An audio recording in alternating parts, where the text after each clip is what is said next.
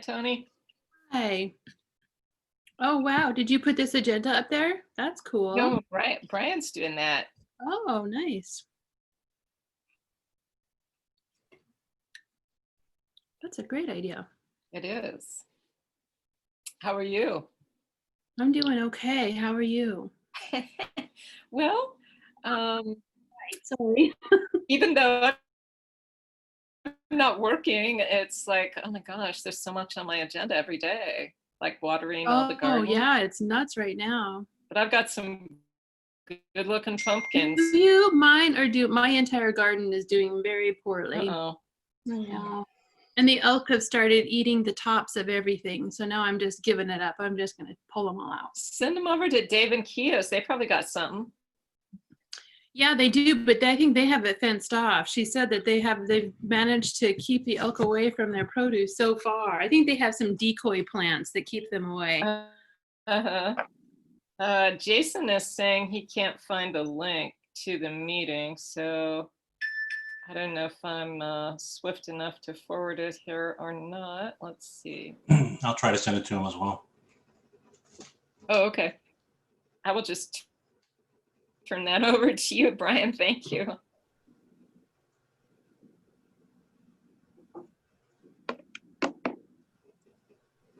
Hi, Dee. Hi, Linda. How's your garden grow? My garden is growing awesome. I bet. I want to see the video. The video of my garden? Of you in your garden with background music and the river in the background. Yeah, that's what I want to see. Okay, I'll see what I can do. I sent for your cottage. What? Oh, yeah. See.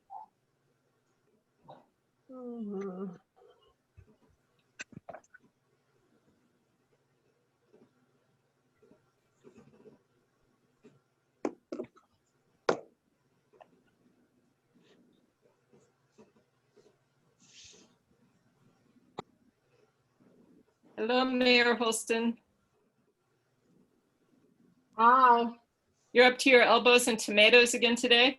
I am. Well, I didn't do anything with them, but tomorrow I'll have to. There's a lot of red out in my garden. Good thing you don't have more acreage, huh? Yes, it is a very good thing. I would be very up to my ears and elbows and stuff that I don't know what to do with other than eat. Let's see if I can figure out how to make this work. Hey, I got the link. Don't worry about it. Welcome aboard. I sent you a message saying, "Oh shoot, didn't get the link." Yeah, I promptly put that over to Brian, and he did it. Good. Yeah, I got it. Anyway, it's like you're at work. I am. I'm going right from work to here. It's kind of a madhouse, but do what I can. You got a madhouse with a view, though. That view is so spectacular. Yeah, it's a little stifling in here right now. I've got the windows closed.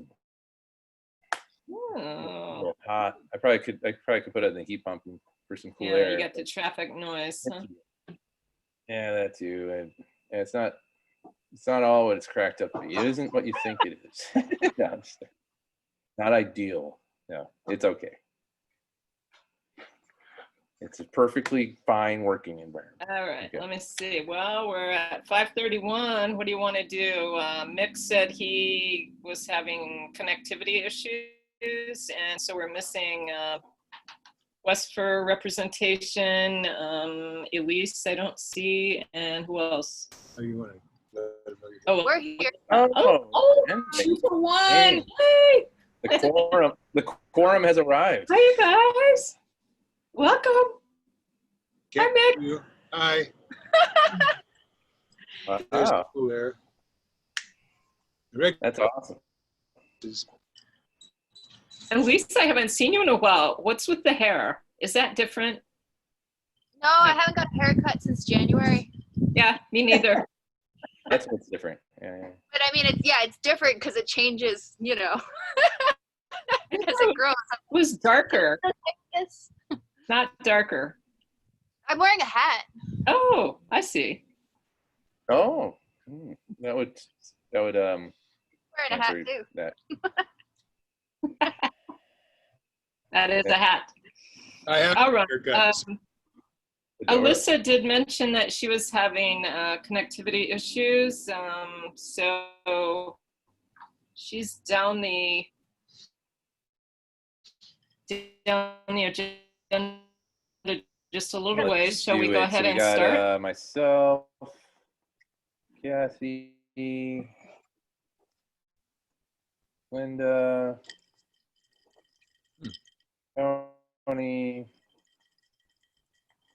Mick. Mick, we're going to have to count you twice. You're from Westfir. Nobody from Westfir has been showing up except. I'm from unincorporated Lane County. Thank you. Okay. Yeah. Near I don't Westfir. have to be a part of any city government. I can't. Okay. Haha. Uh-huh. Is Yeah. Brian there too? Is that okay, Brian? Yes, I'm I here. have a flip code if you must know. All right. I'm going to call it to order, and I've listed several announcements at the top just because I wanted to go first, and I thought these were important things that board members should be aware of. And those of us who has lived in Oakridge for a long time know about the IMBA grant, the infamous IMBA grant that had a little start and then stopped completely for quite a few years.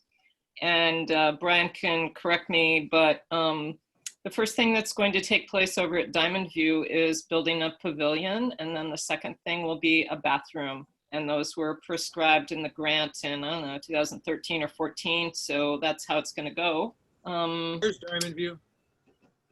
It's right by the railroad tracks. Right before the tunnel. End of Yeah, right commercial. before the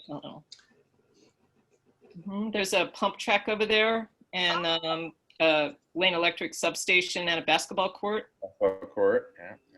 The end of Commercial Street. By the transformers. Yeah, by Like the pump. the Transformers. Yep. And the illegal crossing at Union. The illegal crossing that everyone does. Yeah. Anyway, that's one of the first or most recent additions to our park system. So I just thought you'd want to know that. And then the rezone of the OIP lands, in case you didn't know about that. Mixed use means you can have manufacturing and heavy industrial below, and then you can build a residence above.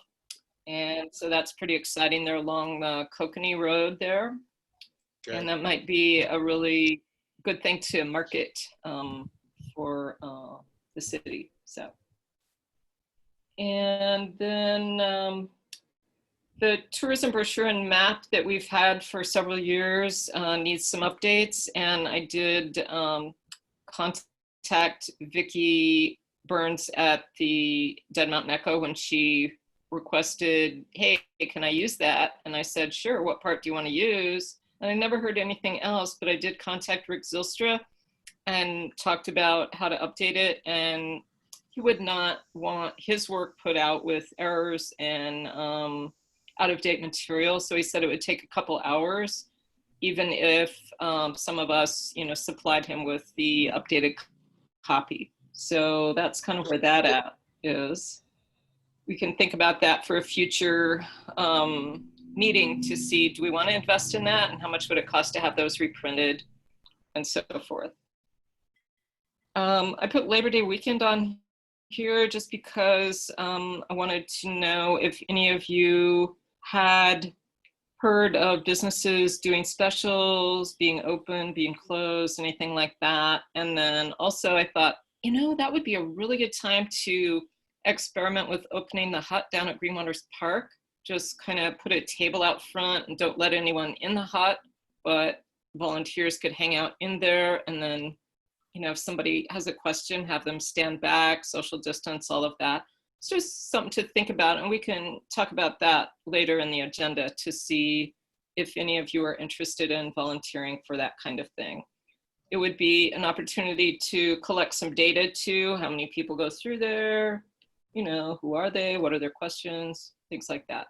Sell a few masks, huh, Elise? It's also going to be 100 degrees every day this weekend.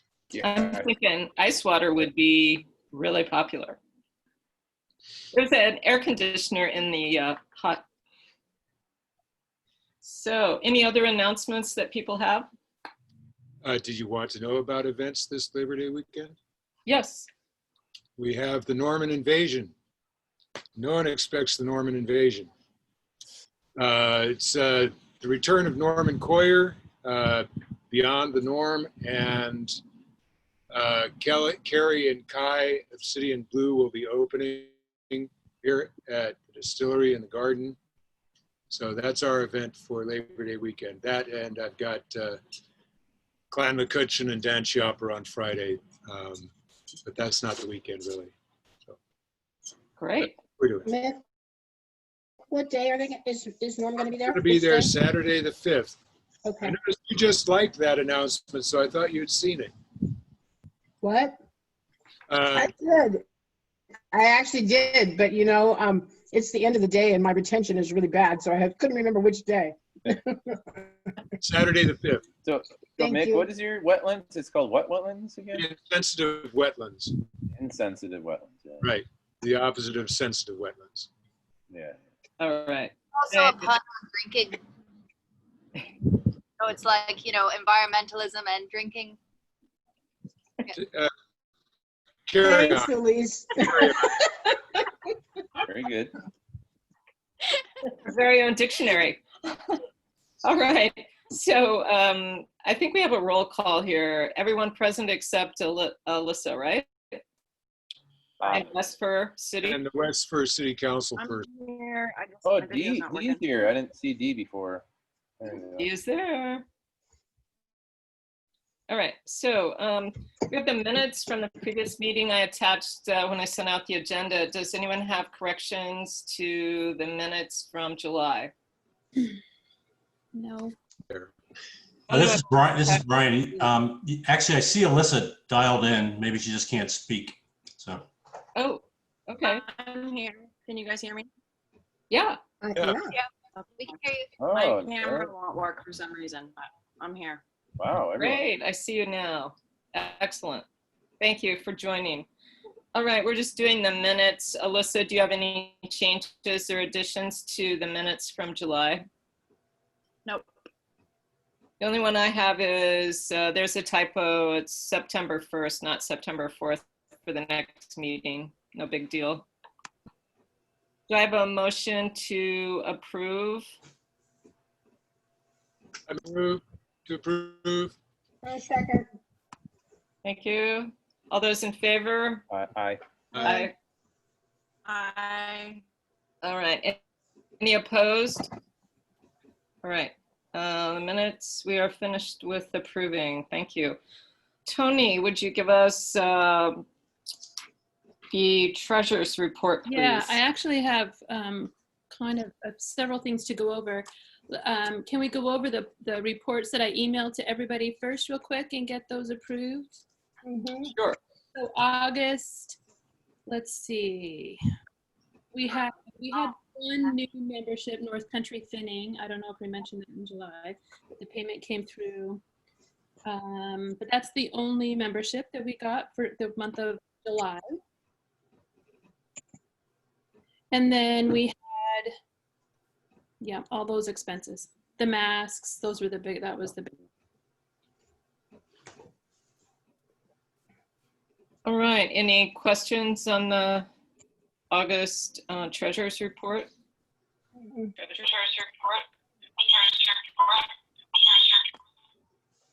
Ooh, there's a sorry. Thank you.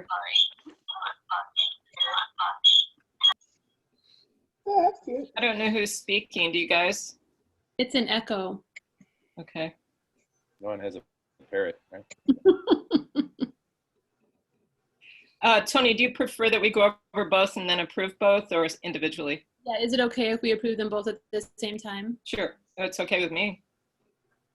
Okay, then for the September report, we got several renewed members. So you'll see that there's a little over, oh wait, 6,000 isn't the right number. It should be, I'll have to correct that and get back to you on that. It's like $450 something. So I'll correct that. Sorry about that. So that was meant to be a deposit there on the right-hand side under checking activity. Yeah, it is a deposit. Where it says membership, 6,532, that amount is wrong. Okay.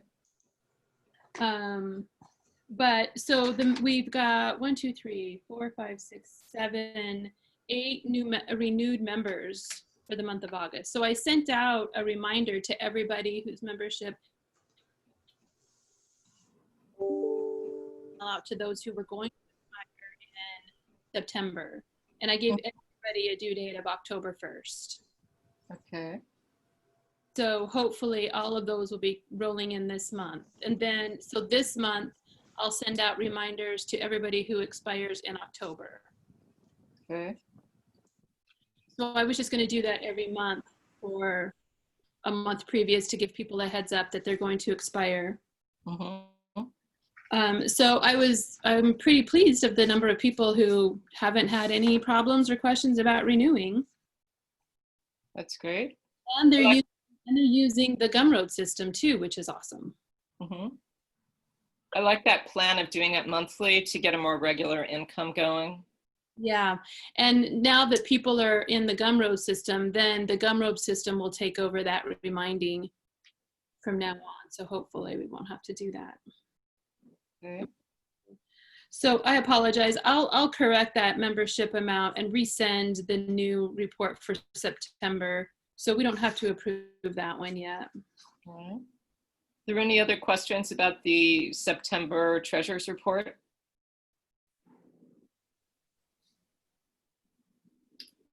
Okay. Sorry, guys. I got to take care of something and I'll be right there. Okay. Okay, let me just mention a couple of other things on this September report. We did get the grant money from City of Westfir, the $1,100 last month.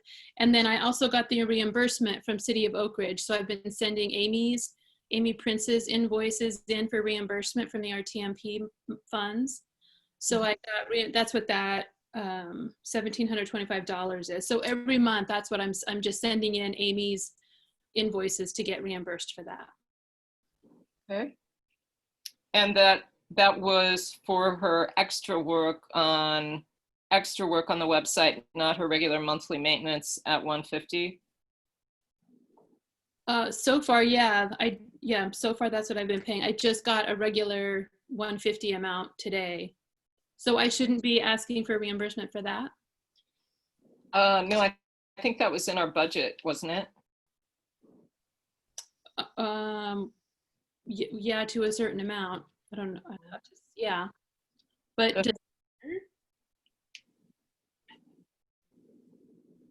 other opinions on that? I mean, it's all going towards the project of the website, which is our marketing. Mm-hmm. I could go either way. I don't think it matters one way or the other. I mean, your request for funds from the city was for your website. So how you choose to do it is up to you. I think that we should ask for reimbursement for everything that has to do for the website. Okay. Yeah, that's fine with me. I mean, we won't pay you more than we allowed you, so. Sorry, this is Jason. Did I miss anything? Sorry, We're still on the September treasurer's report. All right, so are we gonna then just approve the July the August treasurer's report and wait on September until the membership number is corrected? Or would you like to approve the September one as well with just a note that with the correction? Yeah, I think that's easiest. Then you don't have to bring it back. It's a pretty straightforward correction. Okay. Do you have more that you want to add, Tony, before we call for a motion? Not on the reports. I have one other thing, but it doesn't have to do with the reports. Okay, let's do the reports and then we'll move back to you for the other stuff. Do I have a motion to approve the treasurer's report, please? Go ahead. Somebody will do it. Yeah, I'll file a motion to move forward with the treasurer's report for September. and August. August. And August, yes. Yeah. Which we're about to embark on. I second it. All right, it's been moved and seconded that the August and September 2020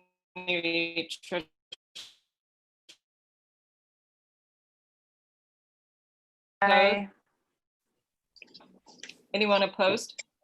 All right, treasurer's reports are approved. All right, back to you, Tony. Okay, so then I have one more question. So we did get a Lane Electric bill for the hut. And I have a note on here that Linda, you're waiting for something.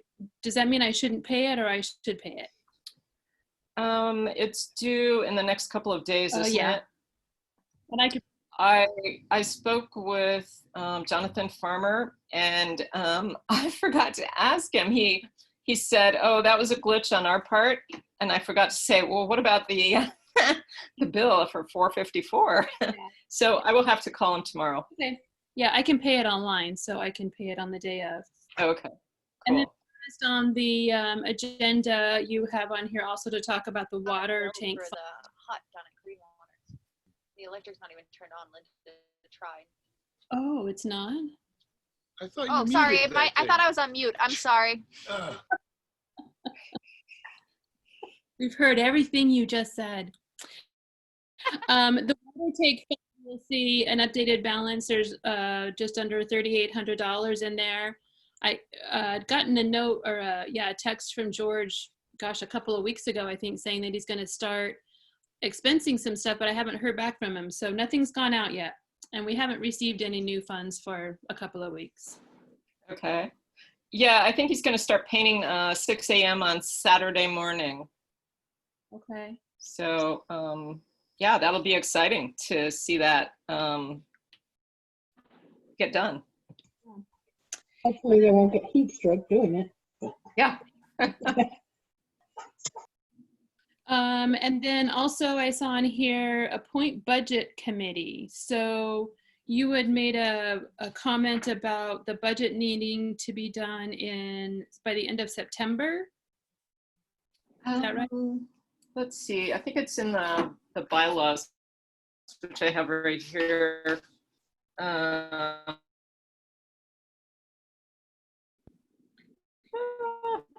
Sorry, cut me off guard a little here. You said that we need a new one by November. Yeah. Something regarding the festival?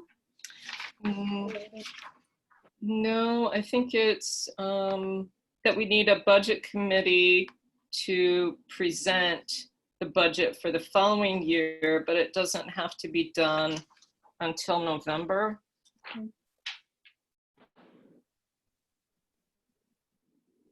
And it has to be available for review by the membership by November 30th. So that would mean you would have plenty of time to appoint your budget committee, draft something, and then write it and get it posted to the membership by November 30th. Okay. Does that sound workable? Yeah, and then, so then does the board approve it then, like at the December meeting, or is that how that I works? think I might recommend that you present it to the board or the executive committee in November, and then we'll have reviewed it and made any adjustments before it's presented to the membership. Oh, I see, okay. Okay, got it. Do you need any help identifying people for the budget committee? If you have ideas, I would appreciate it. Otherwise, I'll just put a call out for anybody who wants to be a part of it. Yeah, we used Rusty before, right? Mm-hmm. Okay, that was everything for me. Okay, great. Thank you very much, Tony. And now we are on to the COVID-19 subcommittee. And I was unable to attend the last meeting.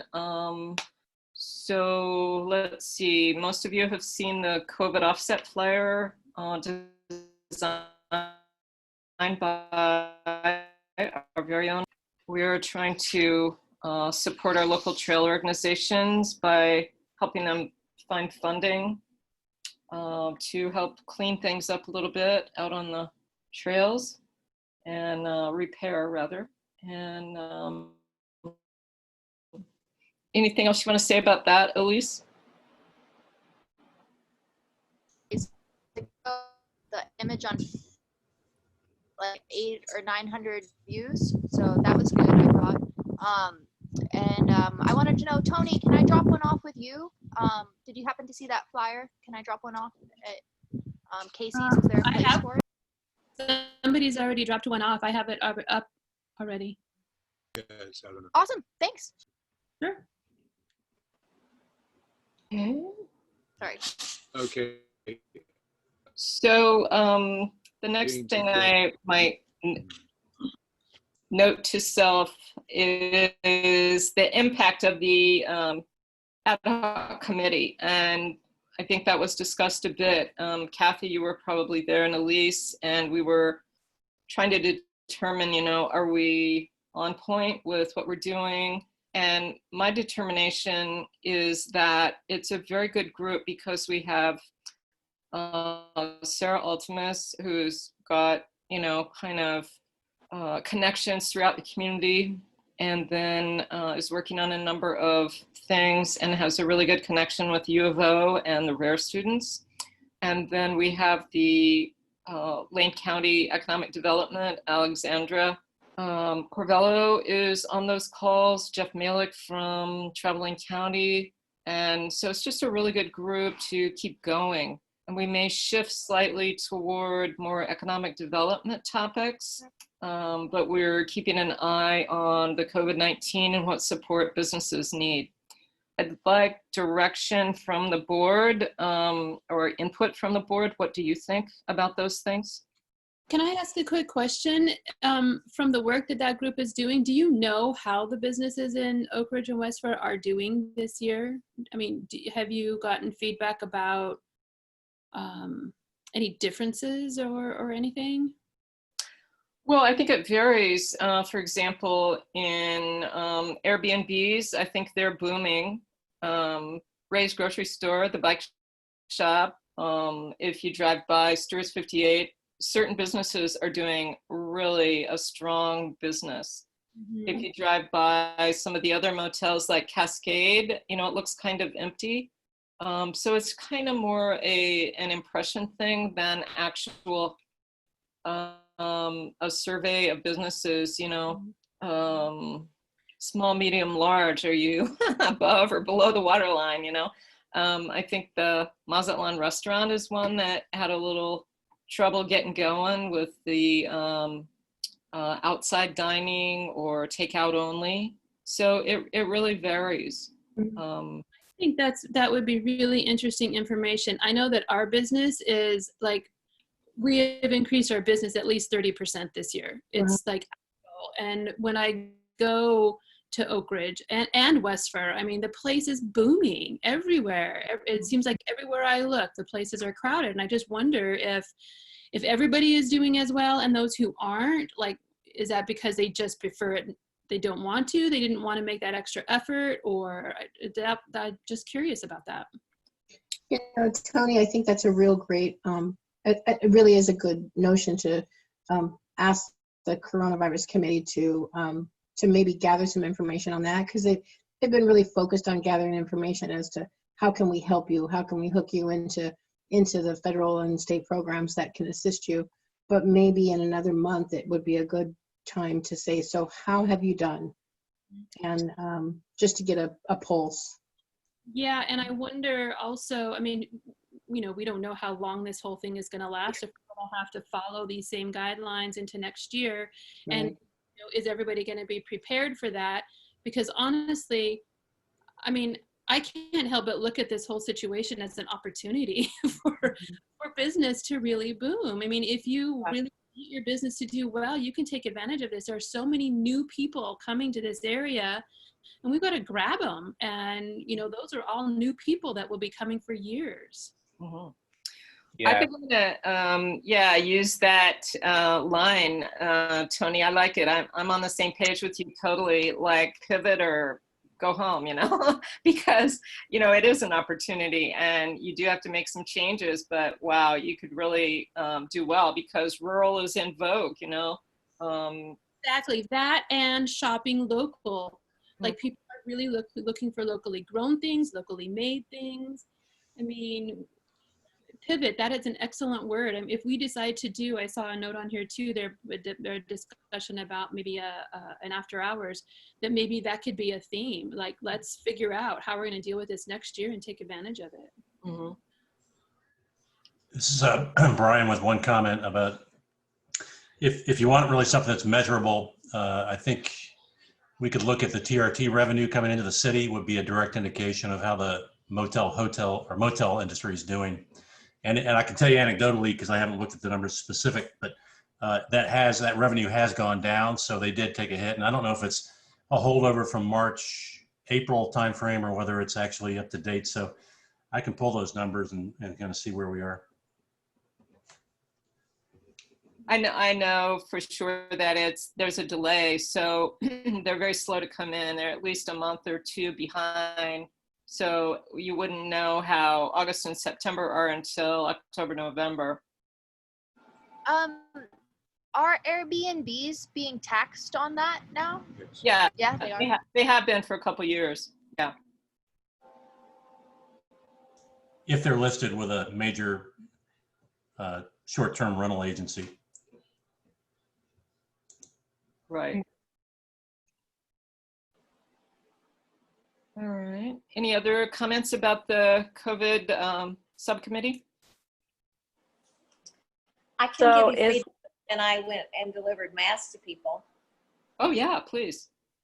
it's been, I guess, about a month ago. But especially places like Dollar General, of course, Ray's, the bakery, all those places were doing really well. But I think also the caveat is that it can look busier than it really is because of the wait, because people have to stand in line for things and stuff. So it sort of gives this impression that things are really busy. But I know the barbecue guy was killing it, and because he was outside already. I don't know that Stewart's is doing as well as normal. Mm-hmm. Because normally people can be sitting inside. So it looks like they're busier than they really are, I think. And since I do own an Airbnb, I can say that we're not doing nearly as well as we did last summer. Okay.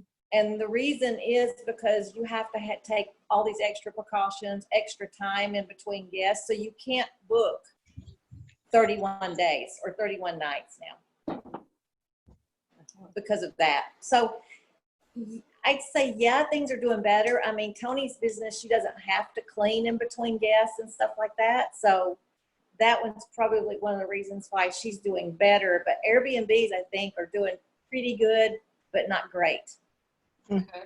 Yeah, that's a really good point. And I know that I've learned that now I have to avoid all restaurants in Oakridge on weekends because there's at least a 30-minute wait for food, no matter what time Yeah, for sure.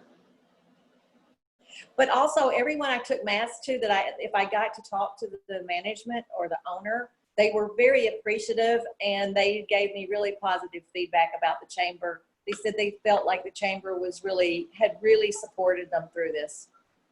Oh. So I don't know what all had happened other than the mask delivery, but they had, like I said, they had positive things to say about the chamber when I was there. Good. That's very nice. We're going to send you back with that survey. All I was handing them a mask and some paper. And a free gift. Yeah. Avon calling. Yeah. Okay. Thank you. That was helpful. Any other comments on that? Did we lose Alyssa? I'm still here. Can you hear me? Oh, there you are. Cool. Thanks. Yeah. I do have a comment actually, and it's more just a clarification. So is someone going to ask the COVID committee to do that survey and gather that info? Yeah, I can do that. Someone specific so that it gets done? Okay, Yep. great.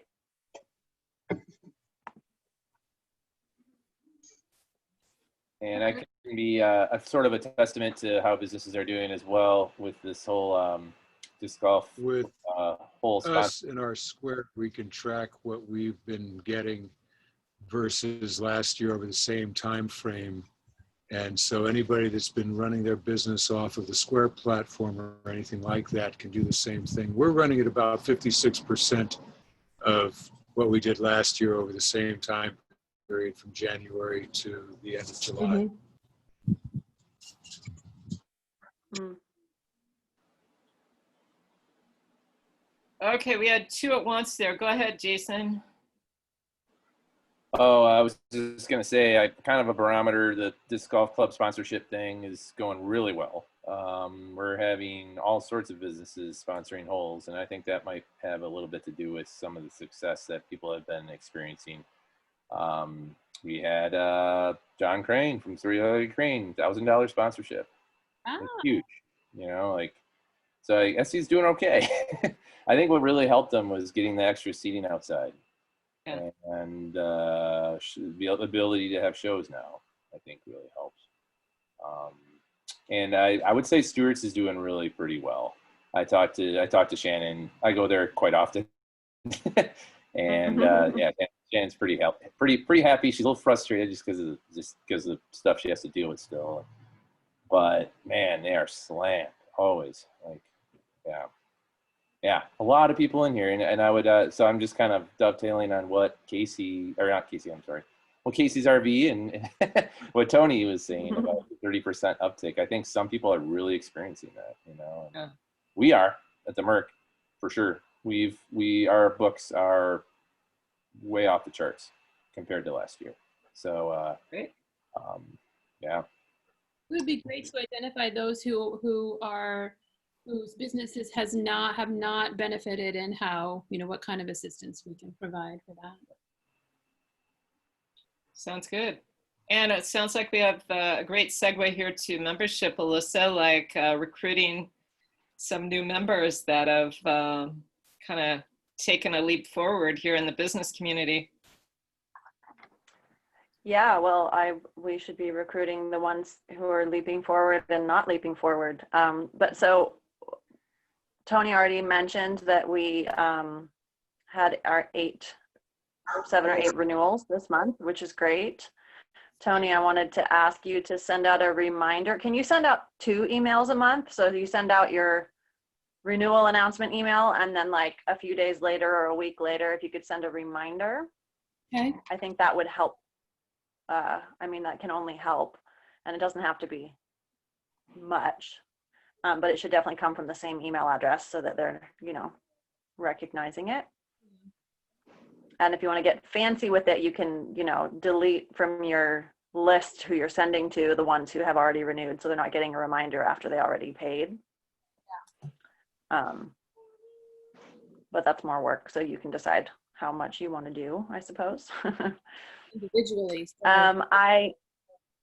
What's that? That I'm sending them all individually, so work actually. Oh, wow. I don't know. Either way.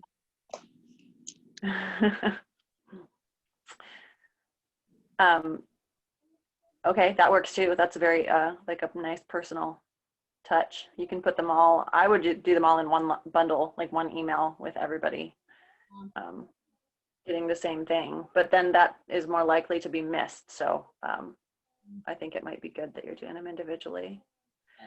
I think in light of this, our economic sort of uptick that we've all just been talking about, it's a great time to do a little bit of kind of like a membership drive to continue to get people aware of renewing and to recruit new members. And I think I had an idea of how we could do that, a couple of them, and it requires everybody doing a little bit of work.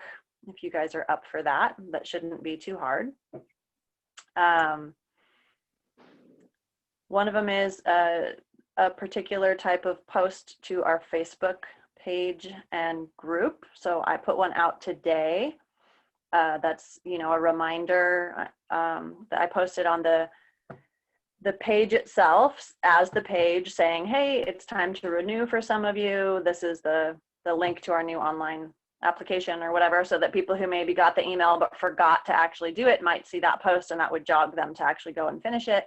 And then I shared that from my personal profile to the old group, which still has a ton of members who are not members of the chamber, but they're members of that group. So that's our kind of our warm pool of potential members.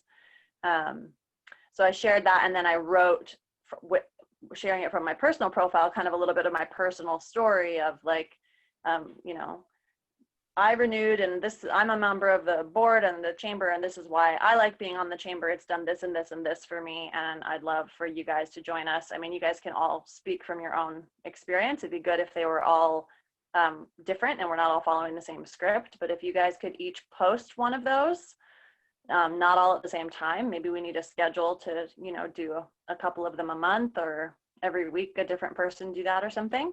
I think that would be a really fairly easy recruitment tool that doesn't require anybody going door to door to speak with people. So those two posts are live up on the Facebook page and the group if you guys want to check them out as an example. So that was one thing. And I also thought some continued direct recruiting contact would be good. Like, for example, I swung by the new market that's opening at the Old Cedar Creek Cafe, and I met Essie, the new owner. I mean, the owner of the business, who is, you know, in that space, and talked to her a little bit. And it just reminded me how much people appreciate the personal interaction. I think more now than we used to in the past. We're you know, because we're kind of starved for that in a lot of ways. So that was one person that I spoke with, and I thought maybe each one of the board members could choose just one, like maybe every month we can each choose one or two businesses that we're kind of already connected with or interested in being connected with, and go do a little bit of connection and recruitment from them. What do you guys think about that? Sounds good to me. Well, and I wonder, so I know that I know for sure that at least a couple of the new businesses or new owners of businesses have been contacted, and I wonder if we could follow up, but maybe a different person go in, so that, like, so I went into Big Mountain Pizza and I gave them the packet and I invited them to join, got good feedback, but they haven't joined yet. So, I mean, if I go back, I don't want them to think that I'm nagging, or maybe that won't, I don't know. It's just a personal feeling. I didn't want to feel I think that'd be nice to have different people, because then it's like we're introducing ourselves and it has a little more of a community vibe where they get to meet more of us. Yeah. Did you give them a business card and then the membership application? I didn't give them a card because we didn't have those yet, but I gave them a tote with an application and then some other materials in there. Oh, cool. Great. Yeah, I think if we just email, like, I've gone here and here, I've spoken to so-and-so, so we don't cross over, and then you could just tag which one you want to pick to follow up, and say how you're going to do it, and say, I'm comfortable calling, or I'm comfortable stopping by. So just listening to you say that, Linda, I think what I need to do is create a Google Doc we can all have real-time access to, with a list of all of the businesses in town, and I'll like color code it with who is currently a member, who is, you know, late on their renewal, who has been contacted by whoever, and then we can each, whenever we talk to somebody, we should make a note on there saying that when you spoke to them. Okay. That way we can all be, you know, because if we try and do it in an email chain, like, that's impossible to keep track of for me. I found Google that. Doc. And So I would really add that. Any details of the conversation too? Like, details are so helpful. Like, what did you guys talk about? I think so. And that's a good idea. I would like to try and recruit the nonprofits that we represented in the flyer. I don't even think, is Sarah Ultimus's Forest Collaborative part of the chamber? I mean, it seems like an obvious They you need know. to be asked, yeah. So I don't know who is the best person to do the asking, but I feel like since we've been raising their profile and talking about them, all of the nonprofits that are on that flyer would be good asks for membership. Right. That's a great idea. And then Alyssa, when you're getting the list of businesses, can you include lists of businesses in Westfir as well? And then I wonder if this can somehow be combined. So we have a current membership roster on the share drive right now. Amy and I just had a meeting last week and got that updated. And I'd hate to duplicate all of that. I wonder if we can combine it somehow or if that doesn't make sense. I think it makes sense to, when I create this document we're talking about, it will absorb the membership roster once it's finished, so that the membership roster will be included in that document so that we have it all in one place. I don't know. I'll have to look at that. I haven't looked at that roster yet. So yeah, if you wouldn't mind taking a look at it. Amy created it and she's got some color coding in there. And so take that into consideration. Okay. Yeah, well, I mean, it wouldn't be a bad idea to have one list of just members and have one list of everyone with the members indicated.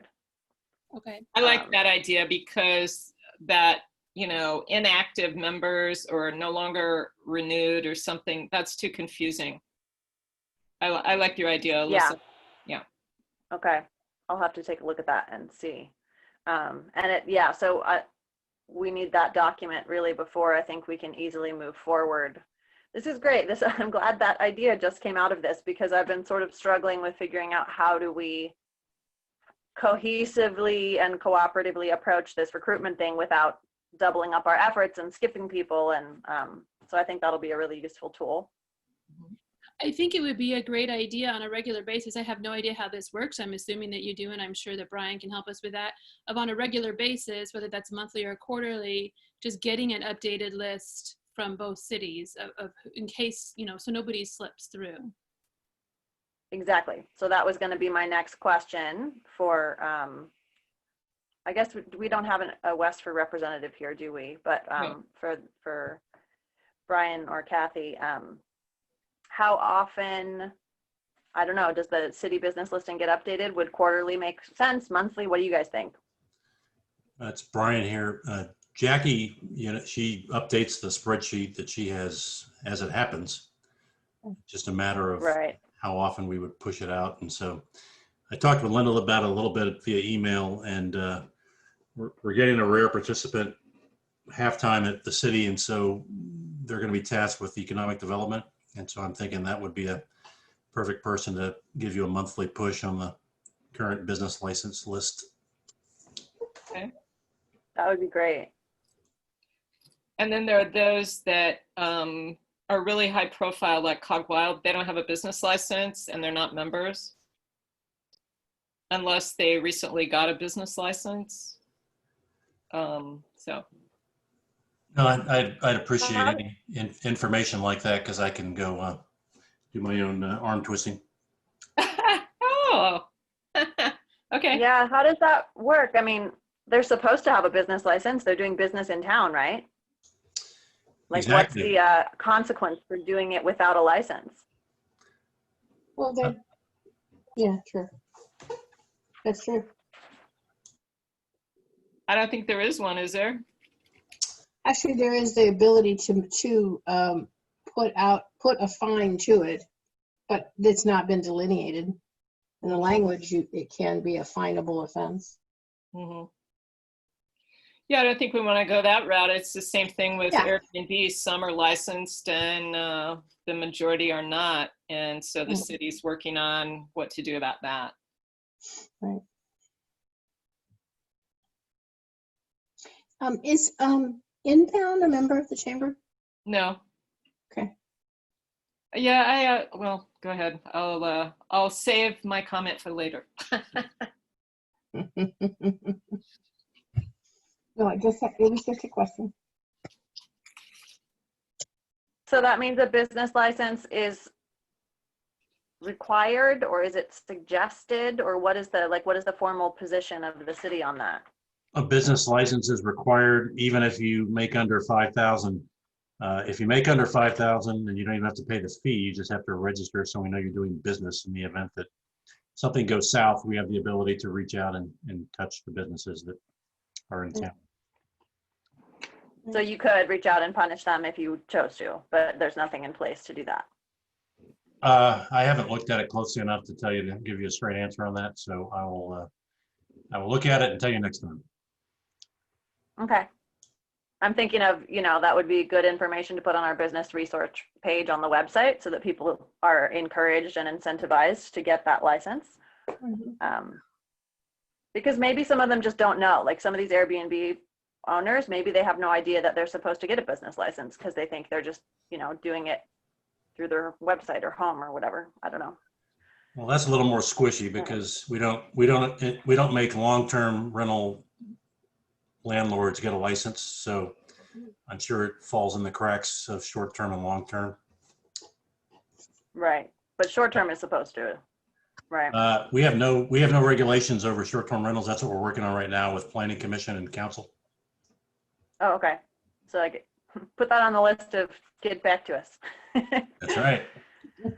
Can you, Brian, you mentioned someone's name that's on a committee that would be the one who would be sharing the updated business license list with me. Who was that? She hasn't reported yet. She's a rare participant who's a grad student that comes on and does a semi-paid year with the city. And so she reports in late September, and that's who's going to get the economic development tasking. So Grace, I can't recall her last name, but her name is Grace. She's going to help. And she knows many people in the community because she's a kind of an Oakridge frequent flyer. Okay. So once that economic development action happens, then that will start happening, being pushed to us. Yeah, and I can get you a list this week on the most current version of the business license list. Yeah, could I get the current one? That would be great. Yep. And I'll get one for Westfir as well. And I understand Westfir does require Airbnbs to have a business license, so those people should show up. That's correct. Okay. Yeah, they have a list of licensed businesses on their website, I think. Maybe not. Anyway. I'll find out.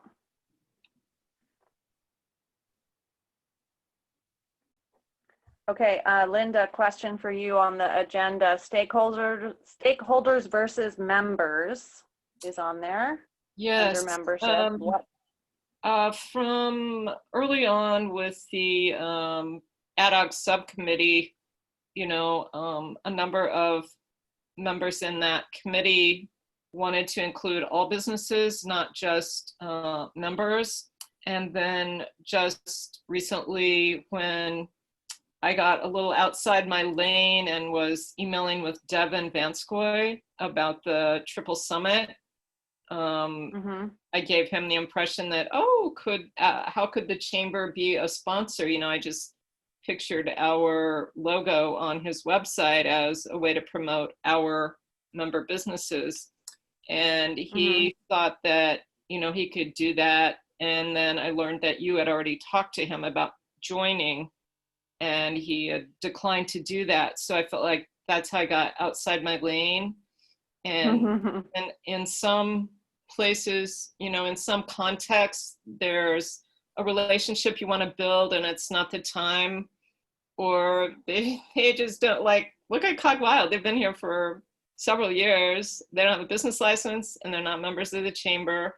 They're very successful and they're very prominent and they're very popular. And so what do you do with that? I just thought, well, in my mind, there's a stakeholder and there's a member, and we have to make sure our members come first in some big way so that we have value to them.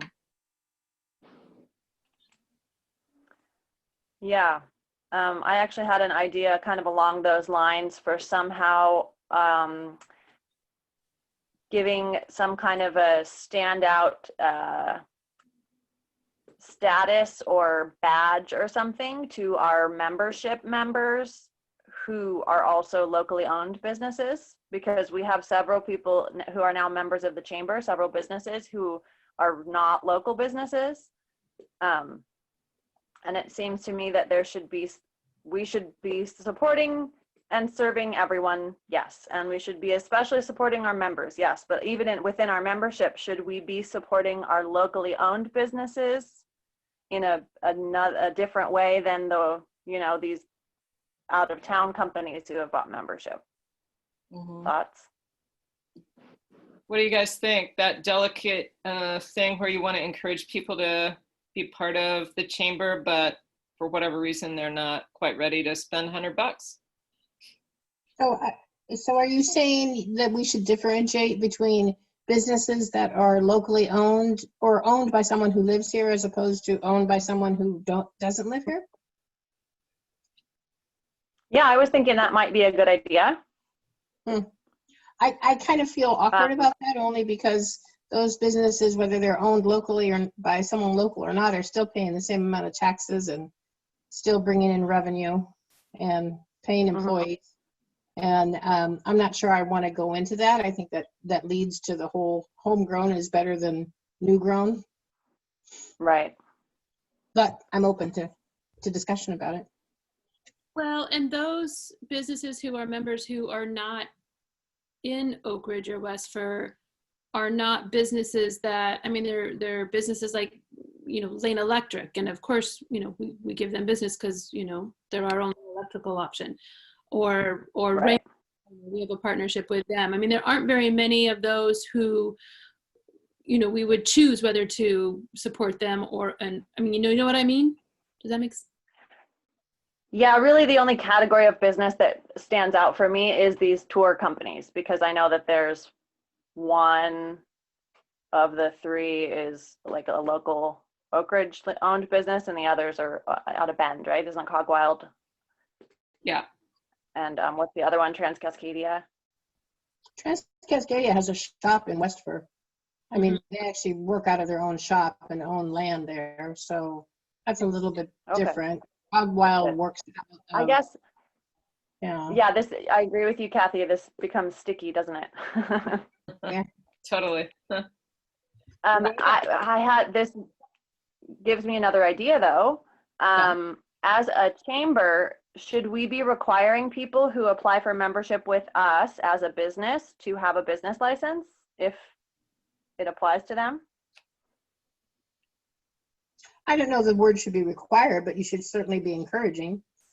Yeah, I agree. I don't think we need to police that. And we certainly don't want to, make our list of members shorter just because they don't have a business license, but definitely encourage people to get a business license. Right. Yeah, I wouldn't want to throw up a barrier, but anyway. I think, that's one of those, and as may sound kind of weird coming from me since I'm the mayor, but I think that is one of those things that as the chamber should be going to council and saying, we all, as the majority of us here, have bought business licenses, and some people have and some people haven't. So council, will you do something about this? Do something. Okay, that makes sense. Yeah, that's not our area to fiddle with. I'm just aware of it. Yeah, I don't know. I just wanted to bring it up, and maybe that's enough discussion for this evening about that. It's kind of hard to land on the right square there. But I know the city council, when there was a discussion and we asked for funding from the room tax monies, they said, this has to go to all businesses. You have to benefit all businesses. And okay. They didn't detail that, but everybody wants to be inclusive. So when we do our outreach, and try to get those outliers to become members, maybe that's where we're going to have a little more information to work with. Like the liquor store is not a member. Yeah, business license. They don't have a business. No, they don't. I saw that, Mick. I feel like you should. What? Wow. Isn't that OLCC? Conflict of interest. I can't speak here. Well, I mean, you all have the list in front of you. I mean, you can look at it at any time. Is it the liquor store? Is it Weeby Video? I mean, that They run their cards on two Robin- different machines. Robin has more irons in the fire than most. True. Between the U-Haul franchise, the nursery, Weeby Video, convenience store, and the liquor store. So my point is, the chamber as a business entity that is encouraging businesses, should definitely be leaning on the council to say, hey, get your acts together. Sorry. Okay. That's a good strategy. All right. Well, there's a council meeting this Thursday. So, okay. You guys ready to move on, or do you have more to say, Alyssa? I've got one more, and that's the newsletter. Yeah. Which without having a real plan, it's just not happening. So I can't do the newsletter by myself. I want to know who would like to be involved. How often do you think we should put out a newsletter? And that's kind of it. Go. Okay. I haven't. Go ahead. I like the idea of doing quarterly, and I think now is a great time to put one out so that we can recruit board members. I would second what Tony just said. I think quarterly is a great idea. Any more than that is just too much, because you communicate pretty well, through your Facebook and all that. So quarterly. That's a relief, less frequency. And how about if I work with you, Alyssa, and we'll figure out maybe a format and deadlines and stuff like that? Does that sound okay? Mm-hmm. Yeah, if we can do that and actually plan out the dates and stuff. I already have the template more or less built. That's a great idea, Linda. And if it's just 4 times a year, one person, if that's me right now, can totally be in charge of that. I think that's not too much to ask. The last question I have for you all regarding the newsletter is, what kind of content would you like to see in it? And that would be you as your, chamber member identity. And you don't have to answer that now unless you have something to share right now. Can I suggest something? Oh. Yeah. What if we got an intern to work on the newsletter? I have an access through the university since I'm a student there. I'm aware of, my department is public planning, policy, and management. And there's a huge pool. It's a lot of these people who end up working for RARE and things like that. There's a huge pool of talent. Like, what if we took an intern to work on the newsletter? A lot of people are looking for internships right now, and they don't have any because of COVID. So we could have an unpaid intern maybe to help us with our newsletter. Like, people want to work on this kind of stuff for their resume and things like that. How would you guys feel about us maybe taking on an intern for the chamber? Who would supervise? Could. Who? Yeah. What about me and Alyssa? Like, we could jointly supervise in order to work on the newsletter. Sure. I'm cool with that. I think that's a good idea, but I also think you need to be cognizant of the fact that a newsletter is only as good as the members are going to submit information to do it. I mean, putting it together, I don't know, Alyssa, you have more experience than I in any of this. So I think the bulk of it comes in gathering up the information that needs to go into it, and that still has to fall on the shoulders of the members. And while I think having an intern is always a good idea for multiple reasons, I don't want it to become something that they end up having to pull teeth from everybody. We'd have to be committed to doing it. I think I don't have time to manage an intern. Like, I'd rather just do it myself, because that's going to be much more efficient for my schedule. That's what I was going to say, Alyssa. I've managed a lot of interns, and you have a whole training program and getting up to speed, and then every single thing would need a decision maker to say, yeah, that's a good storyline, or that's a good storyline. And then if we're doing an online presentation rather than a paper copy. Nobody wants to read and read and read online. So it's going to be short and it's going to have to be pretty condensed, you know. I don't picture a really long newsletter. Do you? No, not unless that's what our members want. And right now they don't seem to want to read emails at all. So, Yeah. Well, yeah, I Mick hasn't got emails for a month, guys. Just FYI. A week. I don't remember what we've talked about before as a format for the newsletter, but have we talked about highlighting one of the businesses each time? yes. I can, you know what I'll do? I'll make like a dummy newsletter after Linda and I meet, and I'll send that to all of you guys on the board. And then if you have ideas to add or things, then we can kind of collaboratively build out the template for what will be in it. And then from that, we can build one. Sound good? sounds good. Okay, you're on next for website. I've worked with Amy over part of this summer and then realized that Alyssa would be a really good person to pull in on that because she's very good with websites and online stuff. So Alyssa, do you want to give us a little info? I can, and it will be short. Okay. Because I have not taken action on what we discussed me doing regarding the website yet, but that's Okay. coming up quickly now on my agenda.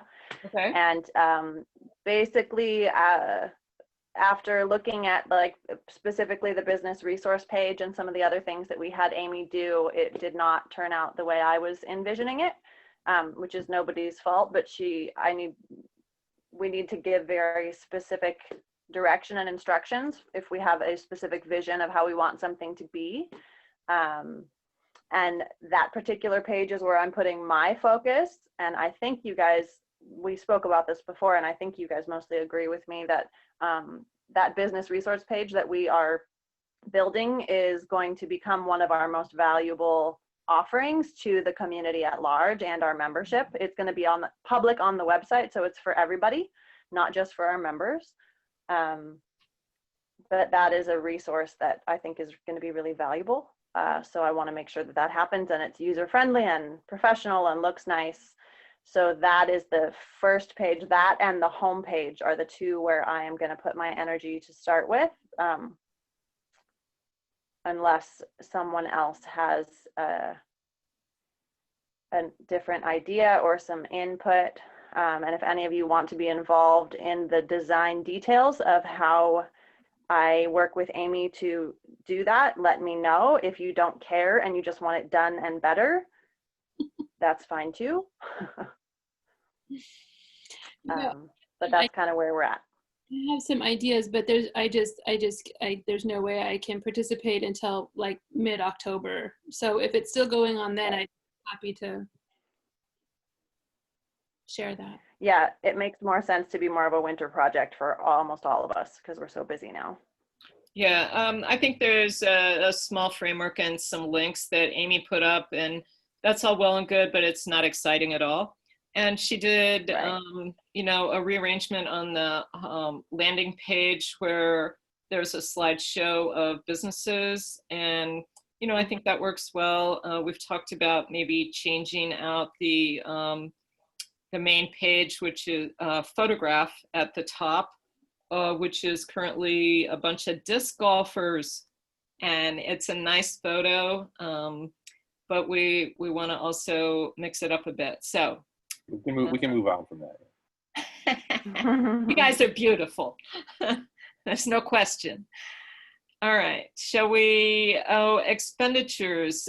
We've probably spent at least $1,500, $1,800 on Amy's time so far. We have paid, just under about 1,700. Okay, all right. I just wanted Great. the board to know, how much we spent so far. some of it's on the back side of the website and it doesn't show up, but we do have some changes that are good. And I want to move on to Harvest Festival. Jason? Sorry, just keeping up here. Yes. Being the secretary, yeah.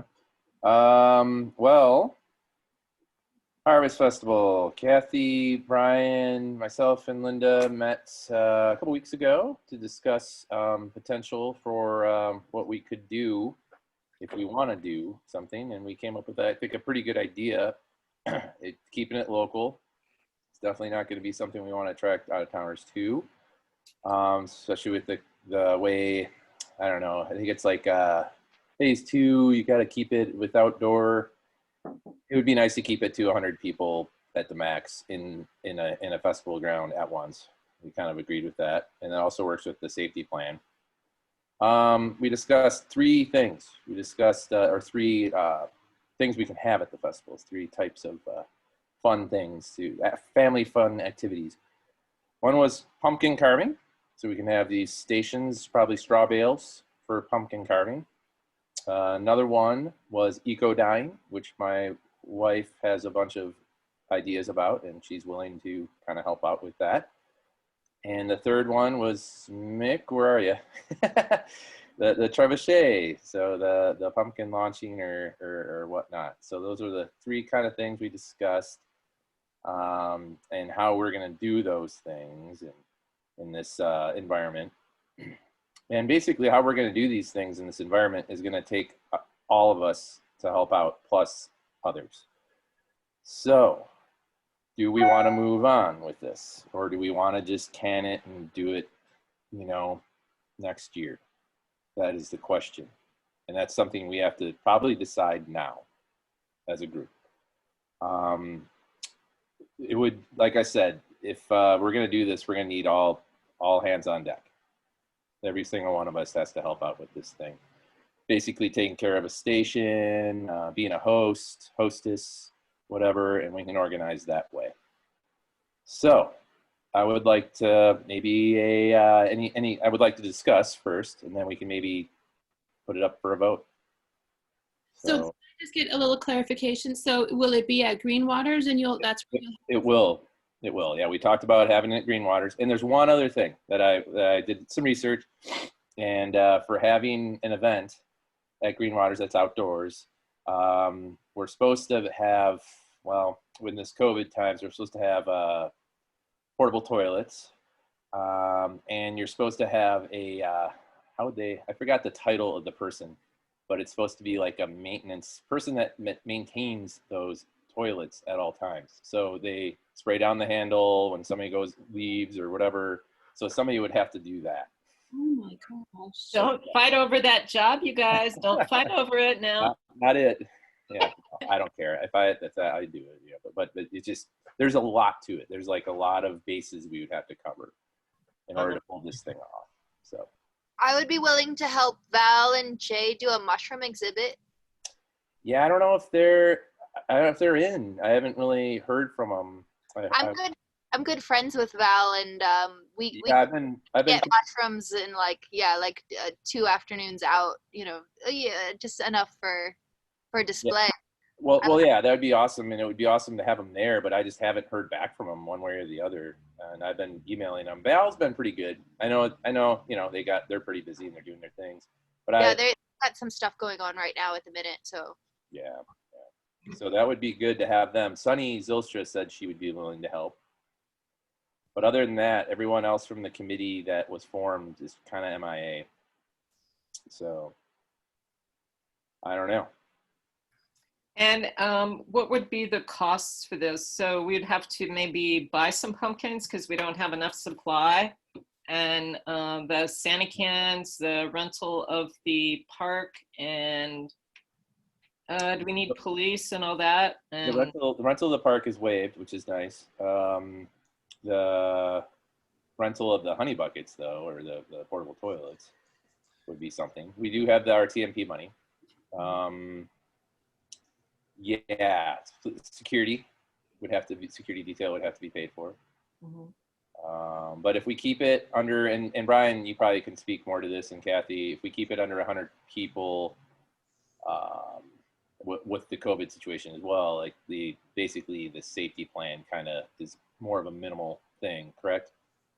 Right. It's the 100 is a threshold to have a plan like that. And in addition, if you rent the entire park, then you'd have the restrooms at Greenwaters that you could use, and maybe instead of the honey buckets. But I'm wondering, but I'm wondering if, I don't know, I was just like, I'd say you wouldn't have to have a monitor stuff, and because then of they're there, saying- because of the handles and everything, but yeah, that would be nice. Yeah, I don't know. I just want to make sure it would be done right, you know, and not that there's gonna be COVID police there monitoring us, but be some other police. But you know, it would be one of the first real gatherings that has occurred. Besides, you know, Mick has had several things at the distillery, and maybe Mick can kind of speak on that, how that's been going with crowds and Crowds. Sure. People have been very obliging about distancing from other groups within their group. They're right up close and personal. A lot of people maintain masking regardless of the fact that we're outdoors, and if you're spaced, then you're not required to do that. We are insistent because of the OLCC regulations that say if there's a problem, they will just come in and shut us down. So there is no discussion about this is what has to happen in this area, because whether you believe in it or not, I'm not going to get shut down on your behalf.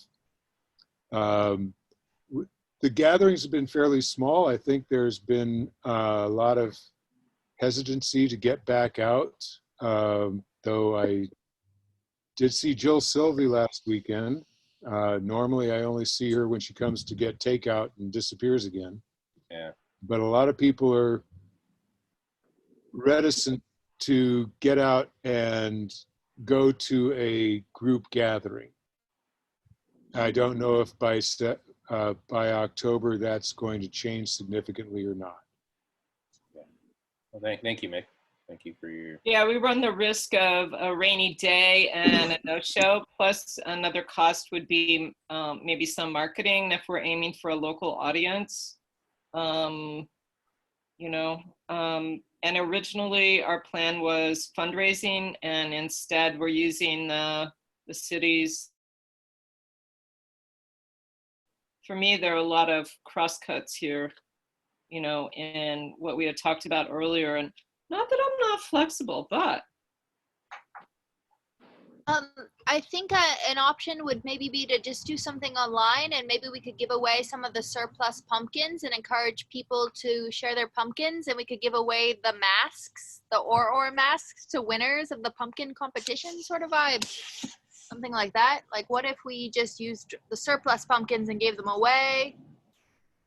Yeah, it would be nice to, because that was another idea, was after the carving of the pumpkins, we would they could take them home, but initially we display them, or we could put them on display, maybe even in the Uptown, who knows, and then that could be a really good pumpkin pageantry type thing to do.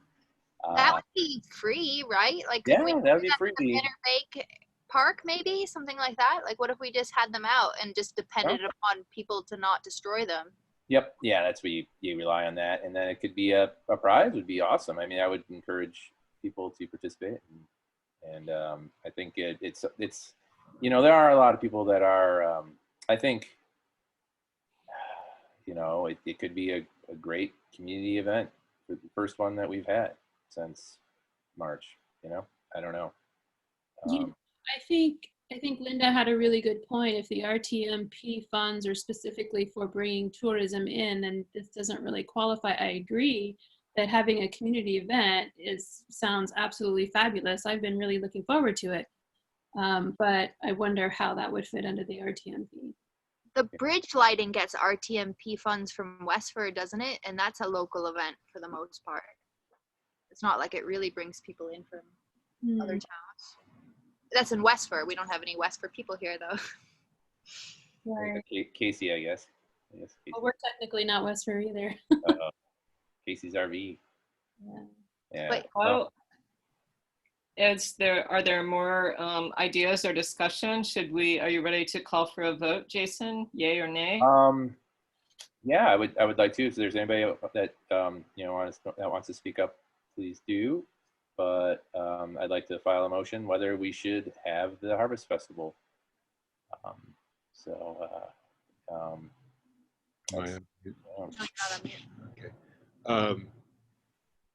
ahead, Mick. It could be something that is done this time for minimal expense online. I have a friend that organized the online country fair. They had millions of hits, and it was, I guess, fairly successful. And in doing so, the TREB and a lot of these classes and things like that could take place. You could have a public physical space-time event with the pumpkin carving. I can take the component parts of the TREB down to Greenwaters, and we can launch kickballs and occasional zucchini if there's any left with that. But it could be something that this time out, because it is COVID and people aren't keen on necessarily going to something, but they seem to be just fine on getting on somebody's site and watching their online concert or their online country fair. A lot of people go to that. They might not decide to come down to the park and be physically close with a bunch of other people. Just saying, it could be something that is this year kind of a hybrid, that there is a place where there's going to be a bunch of pumpkins on display, carving, things like that, and then anything from food preservation workshops, mushroom-oriented workshops, dyeing workshops could be presented online. You know, I love that idea, Mick. Can And in that, I'm sorry, just real quick, and that could also generate, I mean, if we could really get the word out and get a lot of people outside of the community in on that, it could generate interest for next year's, and maybe we would get a big attendance for next year. We could have a donate button. Yeah. could Not we a use donate funds button. to pay people to present?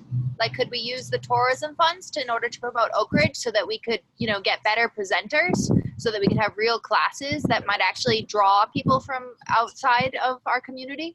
Because if we can pay people, we have a lot of talent here in town.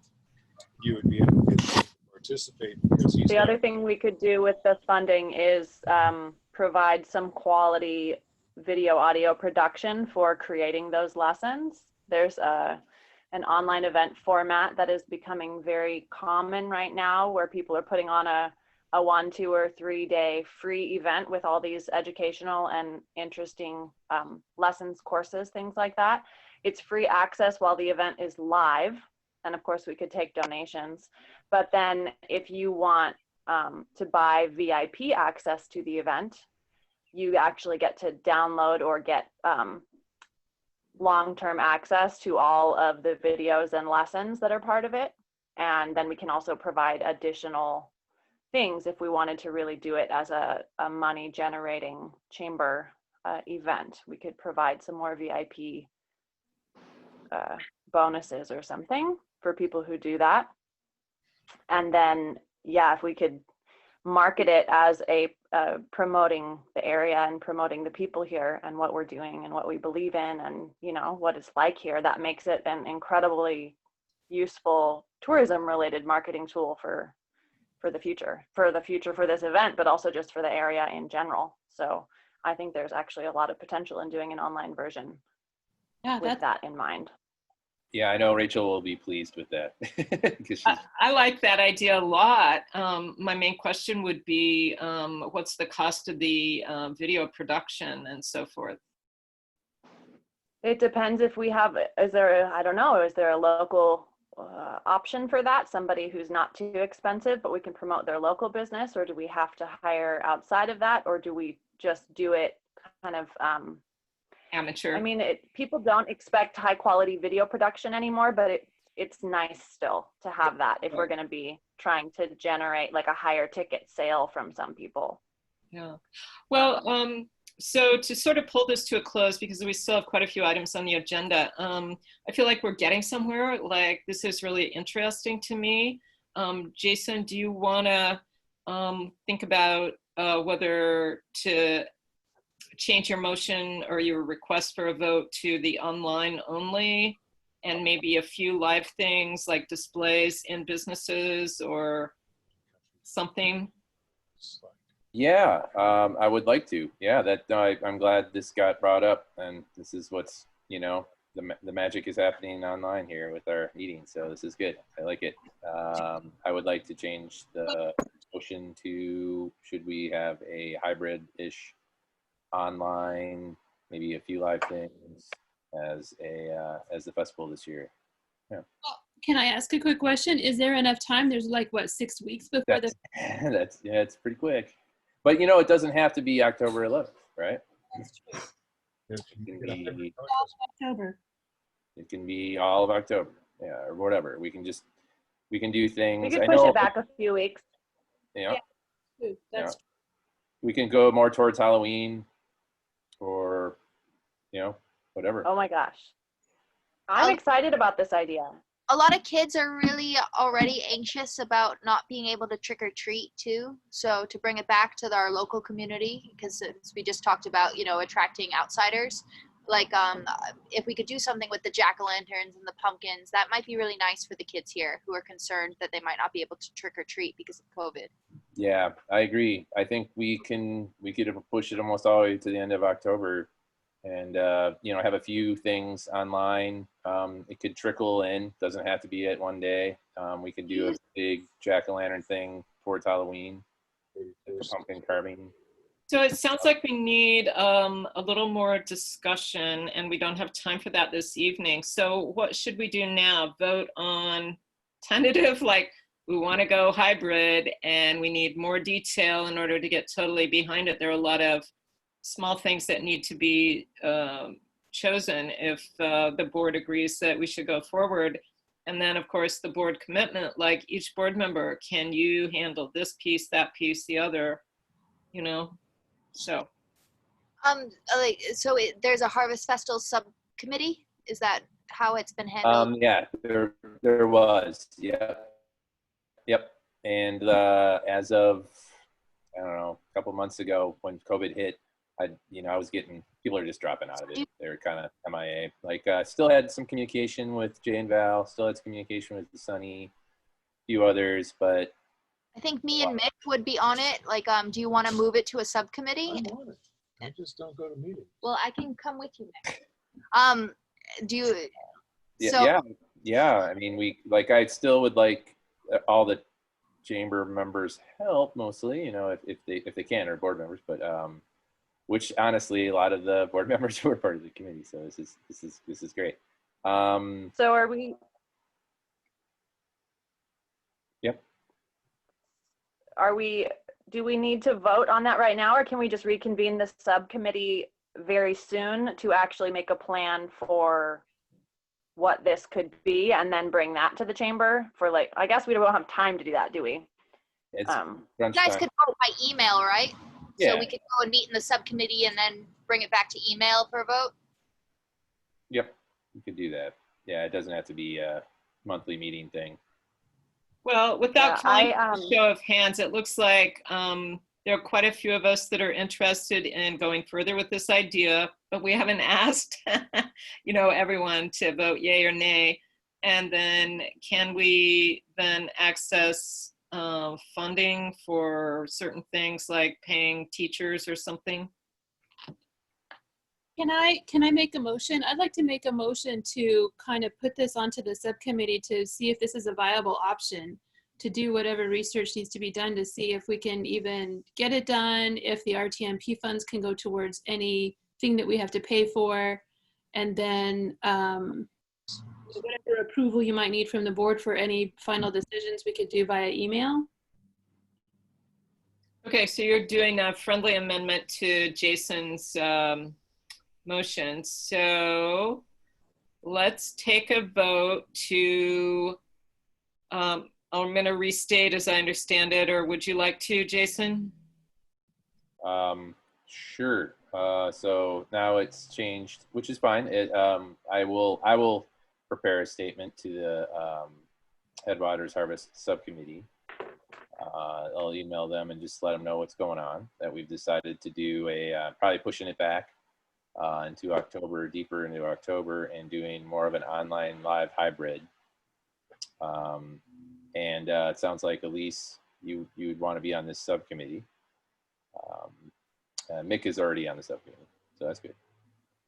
As do I. Now that it's virtual, I can do it again.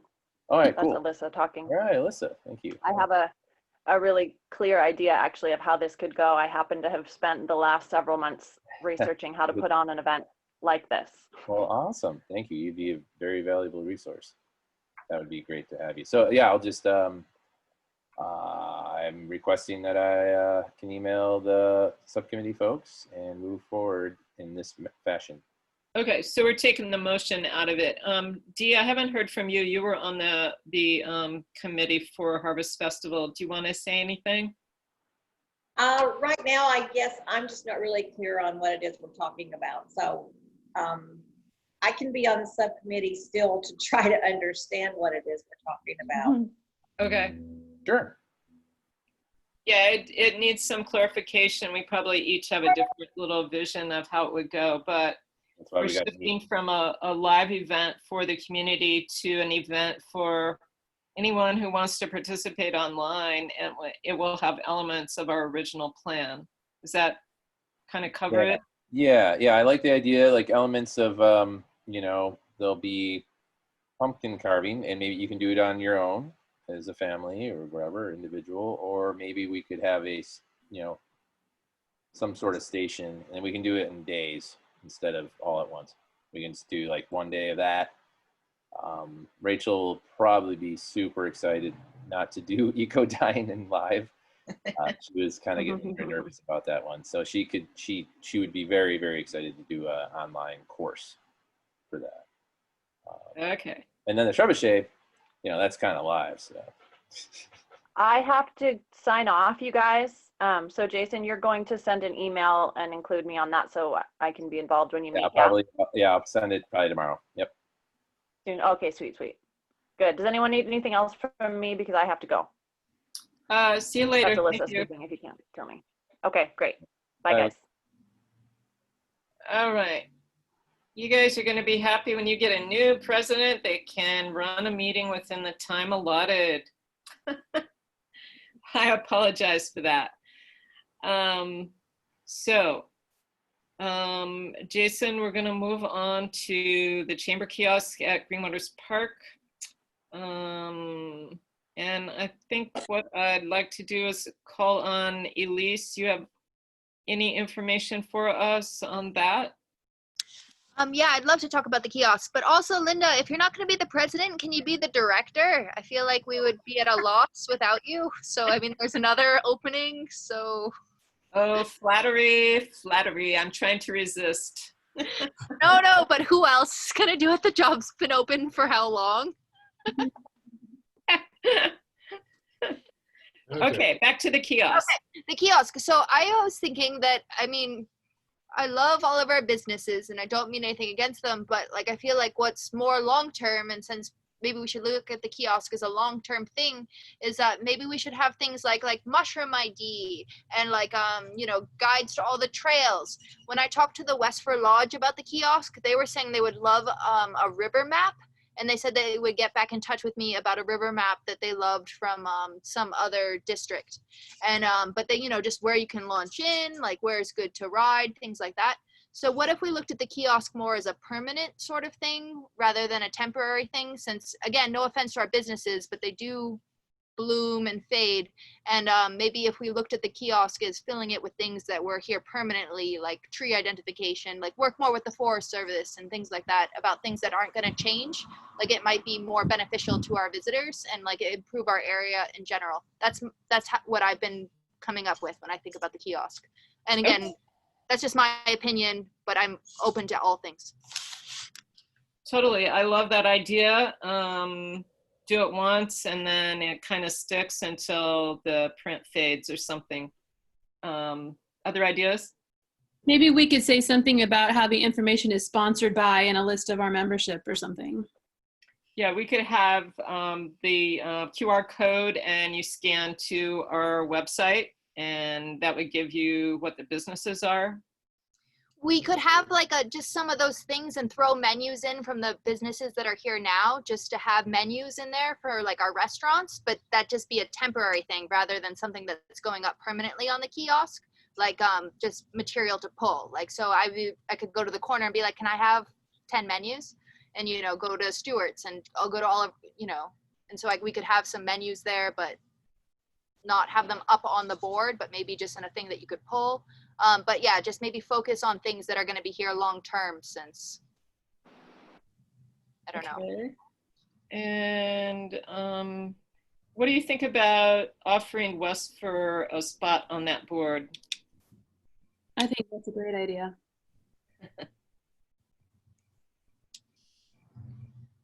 All right. Brian, how does that sound to you? Our partner Westfir, of course. And they'll do the same for us, right? I'm sure they will. I mean, I really like the idea of promoting Oakridge Westfir rather than Oakridge or Westfir. Mm-hmm. I don't know how everybody else feels. I don't know how Oakridge feels about that, but Well, we are the Oakridge Westfir Chamber of Commerce. exactly. And High Prairie. And, Hazeldale. and unincorporated. Okay. Any headway, Elise, on getting the Forest Service to give you something to put up on the kiosk? No, I haven't, but I was thinking in terms of the mushrooms, like in addition to Jay and Val, I'm good friends with Susie Holmes, who's the mushroom biology instructor at LCC. And I helped organize the mushroom herbarium, and she had tons of posters and things like that, like educational things. And so if I went to her, I could probably have access to those things, since a lot of them were kind of like, we're saving these for the herbarium, but no one was using them. So if I was like, you know, they would go up on a kiosk, I could probably get them for free. So Okay. that would be maybe interesting to follow up there. And I wouldn't mind catching up with her because she's my friend. Okay. Yeah, just while you're there at the Lane Community College, see if they could laminate it so it's weatherproof. That's a great idea. I bet she could have access to that for free. So That's what I was thinking. All right. So I haven't had any luck with the American Legion painting those benches there at the kiosk, and they look kind of shabby. So I don't know if we could get some paint somewhere and get them painted, but that's something to think about. Upgrade the whole area. All right. Tourism. Jason, you want to say something about the bike meeting? Yes, I will. So we're having a follow-up from the bike industry meetup that we had back in, man, what was it, June? I think so. I remember when it was. And because basically it was kind of Mike Ripley's suggestion when we were online. He's like, you know, I'd love to have a follow-up meeting after the summer's over. I'm like, you know what? Let's do it. So we're going to have a follow-up meeting Wednesday, September 16th. I think it is. I just want to check my calendar. The third Wednesday in September. Let's see. Yep, 16th, September 16th. We're going to have another meetup, and we'll discuss all things mountain biking, cycling, whatever, how it's been, how it hasn't been. I know for a fact there's been some races that have happened this year. Kind of curious to see what Mike has to say about those. And And we all know that the shuttle companies have been going gangbusters. So they'll probably have a lot to say. And we've been going gangbusters here at the Merc with selling bikes. We cannot keep a bike. It just goes out the door. But we are also keeping bikes because it's interesting. We have these demo bikes that we're supposed to be demoing. We aren't demoing because of COVID. So we have to keep them around until September 15th. That's a magic date. And then we can sell them. So they'll probably be all gone once that hits. So, because yeah, people that want bikes, depending on the bike you want, you're not going to get one until November, December. Wow. Yeah. Cool. Yeah. And a lot of it has to do with supply chain stuff too. It slowed way down as well. So these local events. So we have the cross country race on the Timber Trail. That's the CCR 300, right? And I think that's coming through, they're starting this week. So it might be through Oakridge over the weekend. Do you know about that one? It's like timed bike packing. Which group, Linda? It's riding the Timber Trail, but it's the OTT, yeah. Yep. CCR 300. It's cross country race. Yeah, I haven't really been up on that one. Okay, and then the Duro is Canceled. Oh, it is?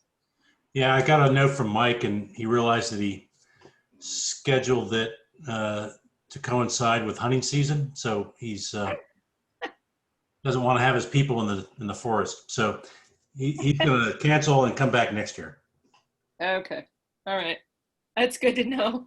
That unit opens over there and by Huckleberry. Is that where he was?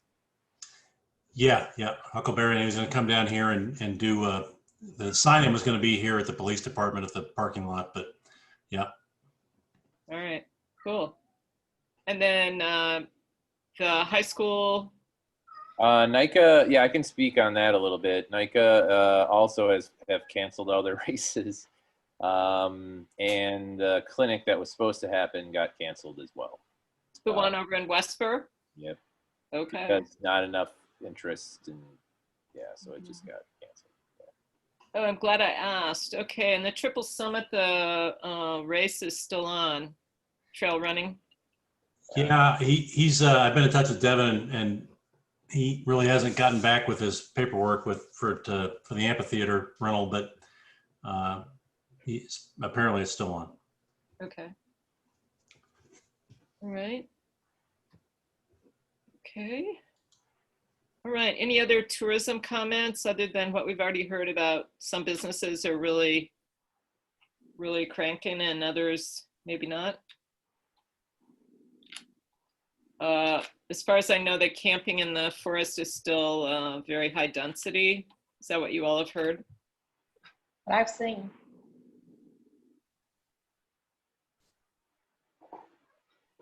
All right. Yeah, it's really high density, and it's amazing how many people we send to Salmon Creek. It's like, Salmon Creek, pretty high dense area, and I don't know, a little scary actually, because people are having fires even though you're not supposed to. Yeah, that happens in my neighborhood. It was probably a couple of weeks ago, but the burn ban was already on and people were still making recreational fires in my neighborhood and running chainsaws and lawnmowers too. Crazy. Anyway, okay, let's move on to Elise. The board assistant position, what's your availability fall and winter? So this month I'm starting to homeschool, and so please bear with me for the next few weeks while I figure out what that's going to look like. But it's so far so good. I'm interning with the city for a little while in the fall, And I think my availability is the same as it has been. I can do at max 10 hours a week. That seems pretty fair. I worked over 40 in July and then a little over 30 in August. And it's been a good amount. I'd like to really finish up on the tasks that I've been assigned before I take on too many new ones, like the masks. Jason, how have the masks been selling at the Merc? Do you have any updates for us? Did they change since we lowered the price back down to 20? None have sold. None have sold. Not Okay, that we know so of. Yeah. is the Merc still willing to take our inventory off our Oh hands? yeah. Oh yeah. Just Okay. trying to promote it is something else. We have that picture right in the around So the- maybe I'll do an updated flyer with Ayla, since, no offense, Jason, but she's very Oh, cute. yeah, And she's 16. right? Minor. I don't know. Um, if it has anything to do with it. but Yeah. No problem. Yeah, we probably should. We dropped the price to 20, right? And yeah, still nothing has really sold as much as I know. I know we have. I can probably count them right now. Let me know. Jason, do you guys encourage people to wear masks when they're going out on the trails, when they meet other people? Yeah, I mean, we kind of freak people out because we're wearing masks. We don't let them inside the shop, and they're just kind of like, "What's going on?" Like some people are just really offended by the whole situation. Well, I It's can like, tell you on the trails, the mountain bikers are not covering. I mean, even if you can only get 1 foot away from them in a crowded spot, they are not covering their faces at all. Oh yeah. Yeah, we've just pretty much quit hiking on Alpine because it was Oh God, yeah, I would. terrible. Yeah, hiking on Alpine this time of year is nuts anyway, and with all the bikes. Yeah, that's the premier trail. That's what everyone promotes. All the shuttle companies. Yeah, but surely they tell them that masks are required if you can't get 6 feet away from someone. Yeah, But they all act shocked because June and I are not shy about telling them that they need to cover their faces if they can't get away from us. And they just act like they've never heard it before. I know there's a lot of complacency going on right now outdoors. Yeah, but I know I've taken shuttles with Cog Wild. They're very good about protocol.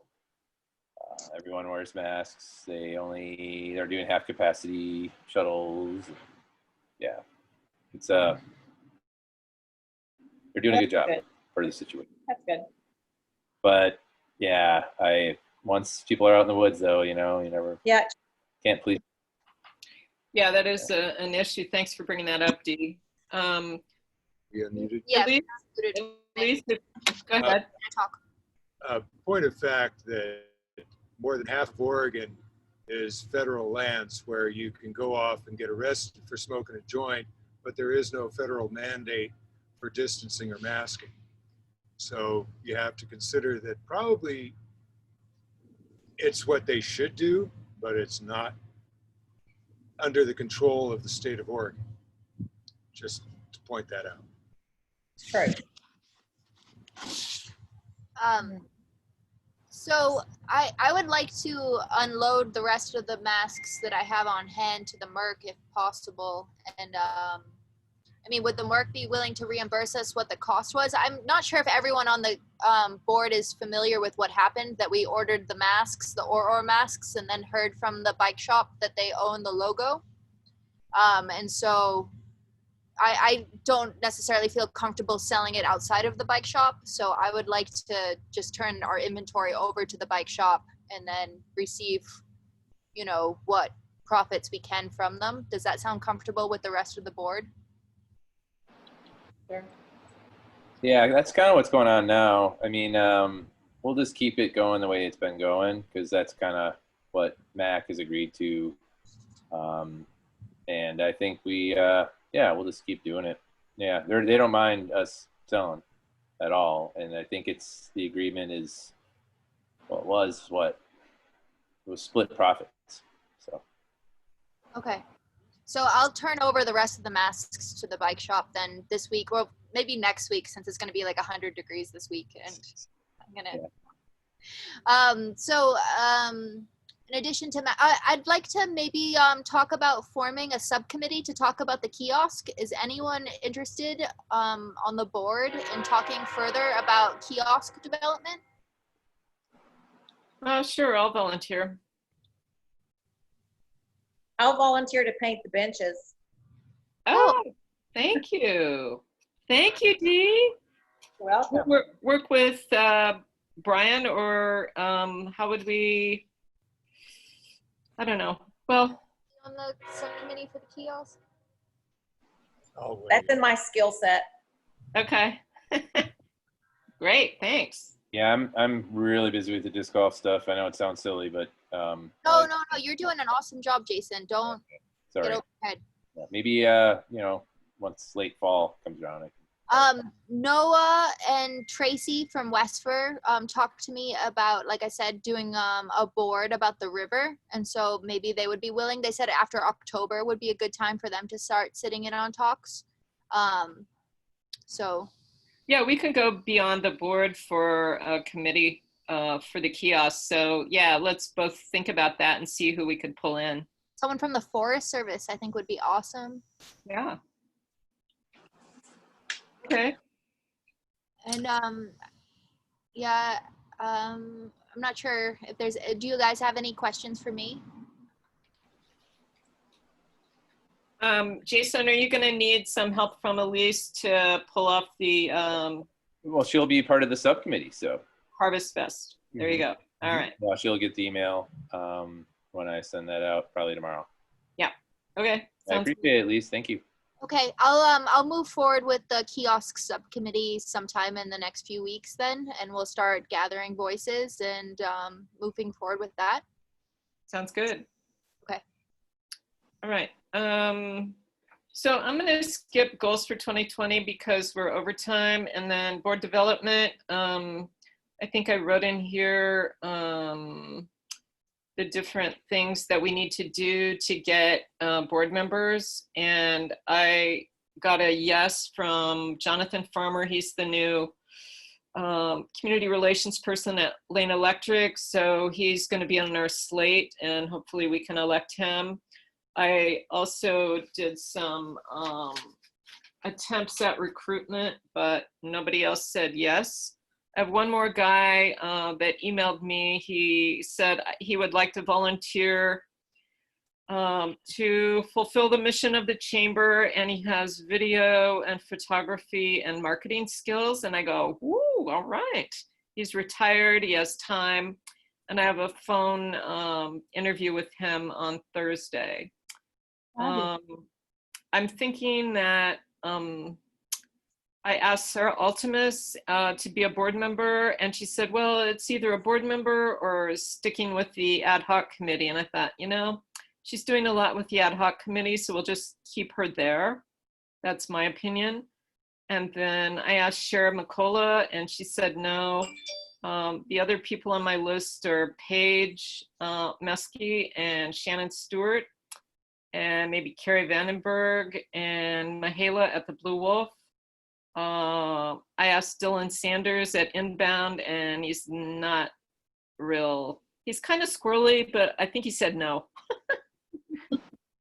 So those are the recruitment efforts that I did. If you guys have other ideas, let me know. And so I need a 3 members of the board and 3 members from the general membership as a nominating committee.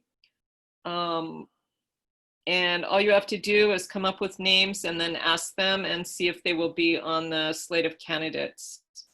So who has ideas? I guess I'll be on it because I've already done a bunch of shaking of the trees here.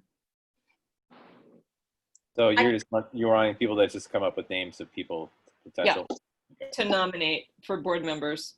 I can help you, Linda. Great, thank you. You know, I can chime in once in a while. Okay. I think of anyway. All right, well, like with Shannon Stewart, I'm thinking she could be one of the members on the nominating committee. And if she wants to nominate herself, cool. And same thing with Mahala at the Blue Wolf. She always seems really friendly and outgoing. And we have that very nice feature on, is it Instagram or Facebook right now with their Blue Wolf video? If you haven't seen it, it's got a talking dog. Worth a look. Okay. What does that leave? Any other new business? All right, we're tired. Let's have our next meeting on October 6th at 5:30. That's my birthday. Oh, no way. Did we all eat cake? I go in a restaurant. I am not sure. Can we go with you? No. We're not going to have a meeting in the restaurant on my birthday. We might call you and sing happy birthday to you. Okay. So anyway, if I'm not here, you'll know we went actually to a restaurant. We got brave enough to go into a restaurant. All right. Well, that'll be fun. Yeah. Okay. All right. Any parting words, anyone? Anything I forgot? Yeah. Oh, think no, we're done. no. Are we done? Done. I move to adjourn. Oh, I second. Thank you all for coming. 7:23 p.m. Ah, Meeting adjourned. Is that what that's? it's adjourned. Okay. All right. Good night, everybody. Bye.